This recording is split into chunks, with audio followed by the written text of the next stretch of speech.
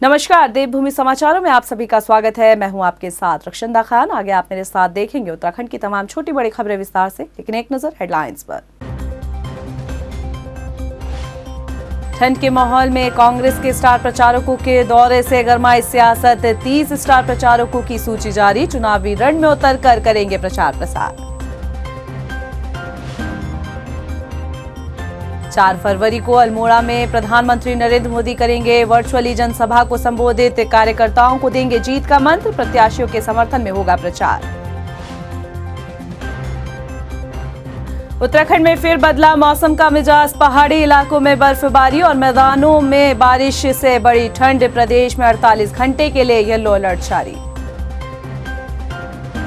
और कोरोना संक्रमण की रफ्तार धीमी, लेकिन मौत के आंकड़ों में इजाफा। 10 मरीजों की मौत के बाद प्रदेश में एक्टिव केस की संख्या 25,500 के पार। हेडलाइंस के बाद बुलेटिन में खबरें विस्तार से। और बात सबसे पहले कांग्रेस के स्टार प्रचारकों की लिस्ट की करते हैं। कांग्रेस ने 14 फरवरी को होने वाले उत्तराखंड विधानसभा चुनाव के लिए स्टार प्रचारकों की लिस्ट जारी कर दी है। कांग्रेस प्रचारकों के 30 नेताओं की सूची में सोनिया गांधी, डॉक्टर मनमोहन सिंह, राहुल गांधी, प्रियंका गांधी वाड्रा और पंजाब के मुख्यमंत्री चरणजीत सिंह चन्नी के नाम शामिल हैं। इसके साथ ही कई दिग्गजों के नाम इस लिस्ट में शामिल हैं, जो चुनावी रण में उतरकर प्रत्याशियों के समर्थन में प्रचार प्रसार करेंगे। और अब बात करेंगे मौसम की। पश्चिमी विक्षोभ के चलते पूरे उत्तर भारत में मौसम ने एक बार फिर करवट ले ली है। प्रदेश भर के कई जिलों में मौसम विभाग के पूर्वानुमान के मुताबिक बारिश और बर्फबारी का दौर शुरू हो गया है। अलग अलग जगहों की तस्वीर दिखा रहे हैं। आप देख सकते हैं कि बदले मौसम के मिजाज से कैसे समूचे उत्तराखंड में एक बार फिर ठंड बढ़ गई है। नैनीताल में बदले मौसम के बाद बर्फबारी शुरू हो गई है, तो वहीं रुड़की, लक्सर, देहरादून में देर रात से हो रही बारिश से तापमान में भारी गिरावट दर्ज की गई है। बदले मौसम के मिजाज का ये दौर अगले 48 घंटे तक जारी रहेगा। उत्तराखंड में एक बार फिर पश्चिमी विक्षोभ के चलते समूचे प्रदेश भर में बारिश और बर्फबारी का दौर शुरू हो गया है। आप मेरे पीछे देख सकते हैं। देहरादून की हम बात करें तो लगातार यहां पर देर रात से बारिश जो है वो शुरू हो गई है। काफ़ी तेज़ बारिश हो रही है और इससे जो एक बार ठंड पिछले दिनों जो धूप निकली थी उससे थोड़ी राहत मिली थी, लेकिन प्रदेश में एक बार फिर से ठंड ने करवट ले ली है। कड़ाके की ठंड पड़ रही है। इसके अलावा हम मौसम विभाग की बात करें तो मौसम विभाग ने अगले 48 घंटों के लिए येलो अलर्ट जारी किया है। इसमें आपके नैनीताल, हरिद्वार, उधम सिंह नगर ज़िले शामिल हैं। तो वहीं गढ़वाल और कुमाऊं मंडल के 2500 मीटर ऊपर पहाड़ी इलाकों पर बर्फबारी की संभावनाएं भी हैं। नैनीताल से हमारे पास तस्वीरें आ रही हैं कि नैनीताल में बर्फबारी हो रही है। इसके साथ ही साथ जो बद्रीनाथ है और जो चमोली ज़िला है वहाँ पर भी बर्फबारी का दौर चल रहा है। और मौसम विभाग ने येलो अलर्ट जारी करने के साथ साथ एहतियात बरतने की सलाह भी दी है कि जो 48 घंटे में बारिश और बर्फबारी होगी। इसके साथ साथ ओलावृष्टि की भी कई ज़िलों में खबरें आ रही हैं और मौसम विभाग ने इसको लेकर पहले ही पूर्वानुमान जारी कर दिया था। कल ही हमने ये खबर दिखाई थी कि मौसम विभाग का पूर्वानुमान रहेगा और ये जो बदले मौसम का जो मिजाज है वो अगले 48 घंटों तक जारी रहेगा और 5 फरवरी को मौसम खुलने की उम्मीद है। कैमरा पर्सन नरेश के साथ मैं सबिहा, देहरादून। उत्तराखंड के पर्वतीय इलाकों में लगातार हो रही बर्फबारी से अब लोगों की मुश्किलें बढ़ने लगी है। कई जगहों पर रास्ते बंद हो गए हैं, जिसकी वजह से आवाजाही के दौरान लोगों को भारी परेशानियों का सामना भी करना पड़ रहा है। वहीं चीन सीमा को जोड़ने वाले बद्रीनाथ हाईवे और मलारी हाईवे पर बर्फबारी होने के बाद बर्फ हटाने का काम लगातार जारी है। बीआरओ ने बद्रीनाथ हाईवे को बद्रीनाथ धाम तक सुचारू रूप से चला शुरू कर दिया है, जबकि माणा गांव तक हाईवे खोलने का काम जारी है। वहीं जोशीमठ मलारी हाईवे को भी मलारी तक सुचारू कर दिया गया है।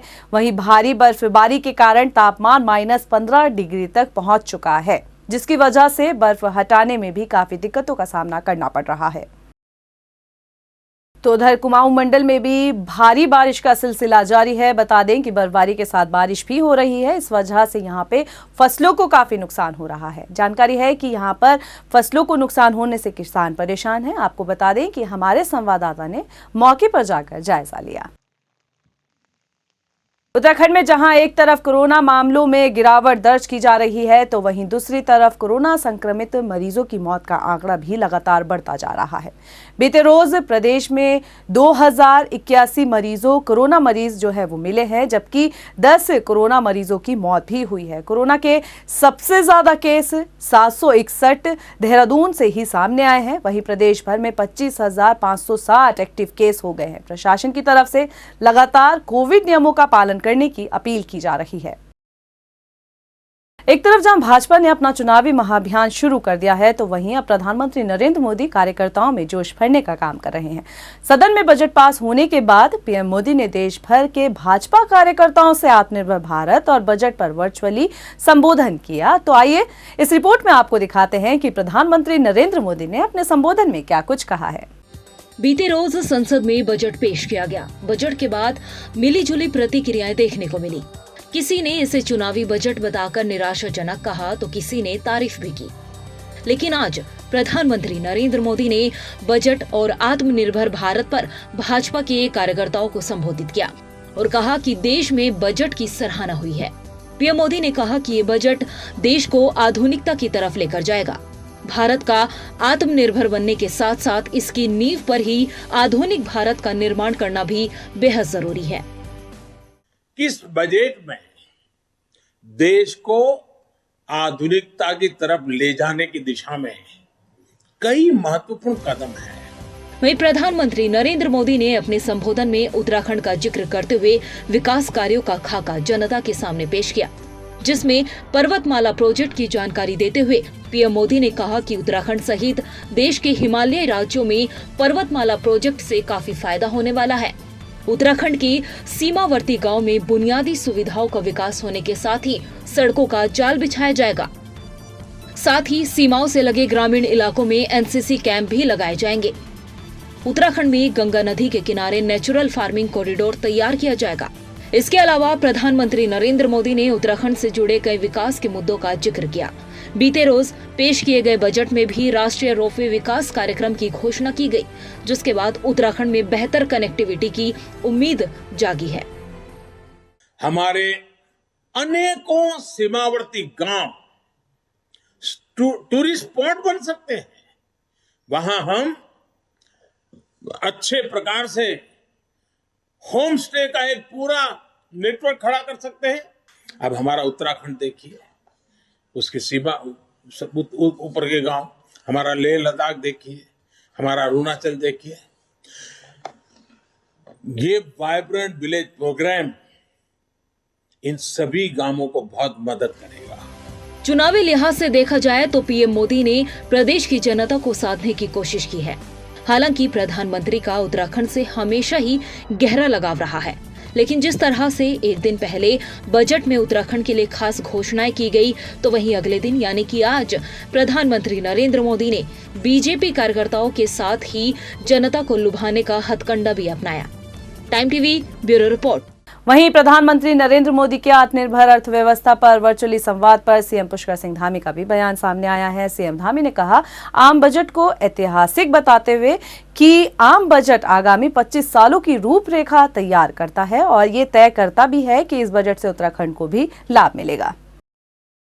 प्रधानमंत्री नरेंद्र मोदी जी का जो दूरदर्शी नेतृत्व है, उनका जो एक स्वप्नद्रष्टा है, उन्होंने पूरे बजट को इस प्रकार से फ्रेम किया है कि जिसमें अगले 25 वर्षों तक भारत का नक्शा कैसा होगा, भारत किस दिशा में आगे बढ़ेगा, हमारा देश कैसे आगे बढ़ेगा, इसमें किसानों से लेकर मजदूरों का, नौजवानों का, युवाओं का, बेरोजगारों का और हमारे उत्तराखंड के लिए विशेष रूप से पर्वतमाला जैसे जो प्रोजेक्ट हैं, होम स्टे जैसी योजनाएं हैं, वो निश्चित रूप से कहीं हमारे रोजगार को बढ़ाने वाली होंगी, तो कहीं न कहीं वो इसके साथ साथ हमारे पर्वतीय क्षेत्रों के जो पर्यटन स्थल हैं, जो धार्मिक स्थल हैं, उन सभी स्थलों तक पहुंचने का काम करेंगे। ये बजट सर्वस्पर्शी है, सर्वग्राही और बहुत संतुलित है। आज ये जो बजट है, ये बजट भारत के उस नींव के आधार पर हम देखेंगे जो अगले कुछ वर्षों तक भारत दुनिया का नेतृत्व करेगा।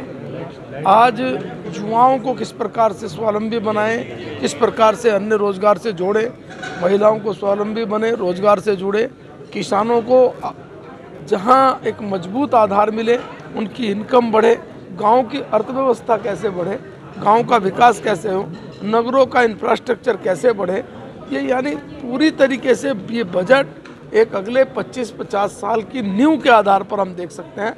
और बहुत अच्छा बजट प्रधानमंत्री जी और भारत की वित्त मंत्री ने दिया। भाजपा के बाद अब चुनावी रण में अपने प्रचार प्रसार को लेकर कांग्रेस भी पीछे नहीं है। कांग्रेस के दिग्गजों की चमक देवभूमि में देखने को मिल रही है। देहरादून दौरे पर पहुंची कांग्रेस की राष्ट्रीय महासचिव और स्टार प्रचारक प्रियंका गांधी ने जहां घोषणा पत्र जारी कर कार्यकर्ताओं में जोश भरने का काम किया, तो वहीं उम्मीदवारों के समर्थन में प्रचार प्रसार भी किया। एक रिपोर्ट। देवभूमि में जमने लगा सियासी अखाड़ा। क्या सियासी सितारों की चमक से चमकेगी उम्मीदवारों की किस्मत? हर घर हर चौखट पर पहुंच रहे राजनीतिक दल। उत्तराखंड विधानसभा चुनाव में कुछ दिन बचे हैं और देवभूमि में सियासी सितारों का जमावड़ा लगना शुरू हो चुका है। अभी तक बीजेपी चुनावी रण में अपनी पकड़ मजबूत बना रही थी। भाजपा में एक के बाद एक दिग्गजों के आने का सिलसिला जारी है, लेकिन इस बीच कांग्रेस भी पीछे नहीं है। भले ही कांग्रेस के पास स्टार प्रचारकों की कमी हो, लेकिन कांग्रेस चुनावी मैदान में जीत के लिए कोई कसर नहीं छोड़ रही। कांग्रेस के चुनावी अभियान को धार देने के लिए पहले पूर्व केंद्रीय मंत्री सचिन पायलट ने आकर जनता से संपर्क साधा, जिसके बाद देहरादून दौरे पर पहुंची कांग्रेस की राष्ट्रीय महासचिव और स्टार प्रचारक प्रियंका गांधी ने कांग्रेस का घोषणा पत्र जारी कर कार्यकर्ताओं में जोश भरने का काम किया है। कांग्रेस के घोषणा पत्र में महत्वपूर्ण बातें: सिलेंडर के दाम 500 रुपए के पार न जाने का दावा, 4 लाख लोगों को रोजगार देने का दावा, राज्य में पर्यटन को बढ़ावा दिया जाएगा, पर्यटन पुलिस का गठन किया जाएगा, रोजगार में महिलाओं को 40% आरक्षण दिया जाएगा, पुलिस विभाग में बम्पर भर्ती निकाली जाएगी, कमजोर परिवारों के लिए 40,000 की सालाना मदद दी जाएगी, स्वास्थ्य सेवाओं को गांव-गांव तक पहुंचाया जाएगा। वहीं वर्चुअली रैली और जनसभा के दौरान प्रियंका गांधी ने जहां एक तरफ उम्मीदवारों के समर्थन में प्रचार किया और कहा कि उत्तराखंड से गांधी परिवार का पुराना नाता है, तो वहीं इस दौरान प्रियंका गांधी ने भाजपा पर भी जमकर निशाना साधा। प्रियंका गांधी ने कहा कि बीजेपी ने जनता से किए वादों को सिर्फ तोड़ने का काम किया है। महंगाई से आज जनता त्रस्त हो चली है। बीजेपी सरकार में हर तबका परेशान है। सबसे बड़ा दुख तो इस सरकार के कार्य को देखकर इसलिए होता है क्योंकि इन्होंने कुछ नहीं किया।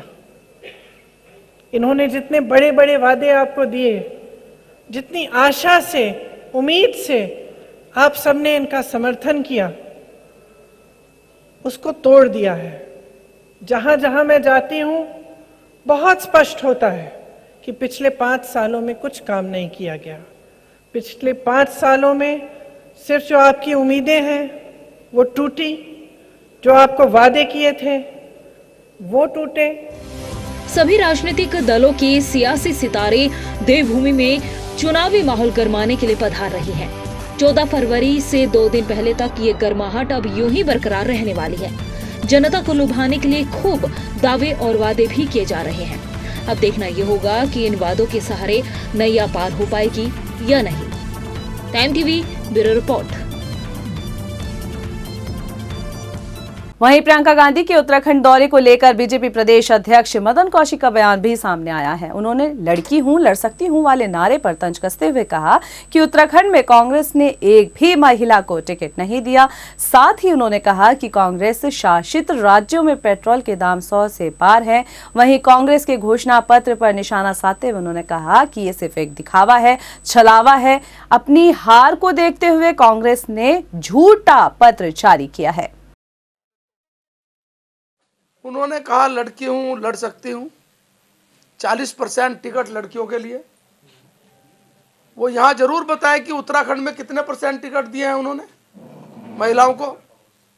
और दुर्भाग्य तो तब मैं कहूंगा कि 2 टिकट उन्होंने महिलाओं को दिए और अगले दिन दोनों टिकट दिए हुए टिकट काटे। 2022 के विधानसभा चुनाव का काउंटडाउन शुरू हो गया है। प्रदेश भर में प्रचार प्रसार ने भी रफ्तार पकड़ ली है। भाजपा के चुनावी स्टार प्रचारकों की धार देने के बाद अब 4 फरवरी को अल्मोड़ा लोकसभा क्षेत्र की सभी विधानसभाओं में प्रधानमंत्री नरेंद्र मोदी की वर्चुअली जनसभा का आयोजन किया गया है। इस जनसभा में सीएम धामी और भाजपा प्रदेश अध्यक्ष मदन कौशिक भी मौजूद रहेंगे। माननीय प्रधानमंत्री जी की प्रत्येक लोकसभा में एक वर्चुअल रैली होगी। अभी जो संभावित कार्यक्रम है, 4 को अल्मोड़ा का तो फाइनल है, अल्मोड़ा लोकसभा 4 को होगा और 6 को संभावित है पौड़ी, 8 को टेहरी, 10 को हरिद्वार और 12 तारीख को नैनीताल, 5 की 5 लोकसभा में। उसकी जो हम लोगों का जिस तरह से उसको हम करेंगे संपादित, 14 की 14 विधानसभाओं में हमारे सीनियर लीडर्स उत्तराखंड के उपस्थित रहेंगे। भाजपा ने चुनावी प्रचार प्रसार में जान फूंकने के लिए अपने स्टार प्रचारकों की फौज मैदान में उतार दी है। प्रतापनगर विधानसभा में भाजपा के स्टार प्रचारक विजय बहुगुणा ने विजय सिंह पवार के पक्ष में जनसभा कर भाजपा के पक्ष में माहौल बनाया।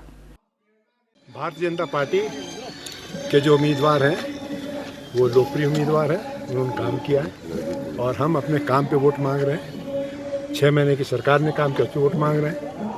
जो इस बीमारी में, महामारी में केंद्र सरकार, प्रदेश सरकार ने काम किया, मानवता की रक्षा की है, उसका ये प्रदेश कृतज्ञ है और मोदी के साथ। मैं जनता से ही कह रहा हूँ, मेरे कार्यकर्ताओं से, मैं क्षेत्रवासियों से निवेदन करता हूँ कि 2 बार उन्होंने मुझे मौका भी दिया, उनके आशीर्वाद से मैं विधायक भी हूँ और आज भी हूँ, और यही निवेदन करता हूँ क्षेत्रीय जनता से कि पुनः एक बार मौका मिले, जहाँ की जो हमारे रुके हुए काम है वो तत्काल पूरा हो। नैनीताल में भाजपा प्रत्याशी सरिता आर्य ने प्रचार प्रसार तेज कर दिया है। जनता के बीच जाकर सरिता आर्य भाजपा के समर्थन में वोट की अपील कर रही हैं। पिछले 2 साल कांग्रेस में अपनी किस्मत आजमाती आई सरिता आर्य इस बार भाजपा से अपने भाग्य की परीक्षा दे रही हैं। टिकट न मिलने पर नाराज सरिता आर्य ने हाल ही में भाजपा का दामन थामा है। वहीं ज्वालापुर विधानसभा से भाजपा विधायक सुरेश राठौर जनता के बीच पहुंचकर प्रचार प्रसार करते नजर आ रहे हैं और बीजेपी के पक्ष में वोट की भी अपील कर रहे हैं। सुरेश राठौर ने कहा है कि उनके क्षेत्र में उनके द्वारा लगातार विकास कार्य किए गए हैं। इस दौरान भाजपा विधायक ने कांग्रेस पर भी निशाना साधा। सब लोग देखते हैं, मीडिया के माध्यम से हमें पता चलता है कि हम रेस में बहुत आगे हैं। जो हमारे पीछे आने वाले हैं वो बहुत पीछे रह गए, हम बहुत आगे निकल गए हैं। मैं अलग प्रचार करता हूँ, मेरे कार्यकर्ताओं की टीमें अलग प्रचार करती है, मेरी बेटी और पत्नी अलग प्रचार करती है, बेटा अलग युवाओं में जाके प्रचार करता है। तो प्रचार हमने सेवा का मार्ग ढूंढा। प्रचार का मतलब है हम सेवा ही संगठन है, संगठन ही सेवा। इच्चा विधानसभा पहुंचे भाजपा के राष्ट्रीय प्रवक्ता और प्रदेश सह प्रभारी आरपी सिंह का कार्यकर्ताओं ने स्वागत किया। इस दौरान आरपी सिंह ने नुक्कड़ सभा को भी संबोधित किया। अपने संबोधन में आरपी सिंह ने कहा कि केंद्र में भाजपा सरकार और प्रदेश में भी अगर भाजपा सरकार बनेगी तो विकास में रफ्तार आएगी।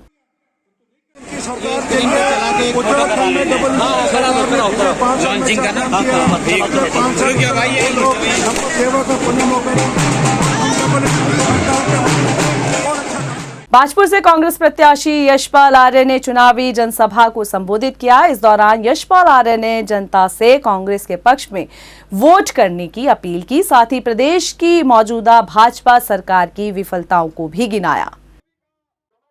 मैं अपने को सौभाग्यशाली समझता हूँ, मैं खुशनसीब अपने को मानता हूँ कि जनता ने मुझे गले लगाया है और भरोसा दिलाया है कि यशपाल आर्य, आपने जो 10 सालों का जो आपका लेखा जोखा है, जो आपने काम किए हैं, सबको साथ लेके चले हैं। राजनीति से ऊपर उठकर आपने काम किया है, सबकी बात सुनी है, सबकी सुनवाई आपके समय में हुई है। हम आपके साथ खड़े हैं। आप यहाँ से निश्चिंत होके जाइए और यकीनन एक बड़ी जीत यशपाल आर्य की होगी। फिलहाल इस बुलेटिन में इतना ही, मुझे दीजिए इजाजत, लेकिन चलते चलते एक नजर हेडलाइंस पर। नमस्कार। ठंड के माहौल में कांग्रेस के स्टार प्रचारकों के दौरे से गरमाई सियासत। 30 स्टार प्रचारकों की सूची जारी, चुनावी रण में उतरकर करेंगे प्रचार प्रसार।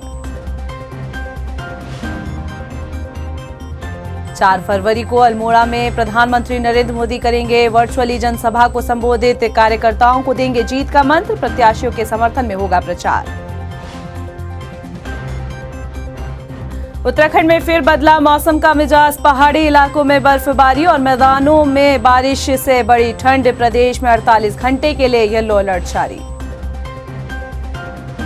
और कोरोना संक्रमण की रफ्तार धीमी, लेकिन मौत के आंकड़ों में इजाफा। 10 मरीजों की मौत के बाद प्रदेश में एक्टिव केस की संख्या 25,500 के पार।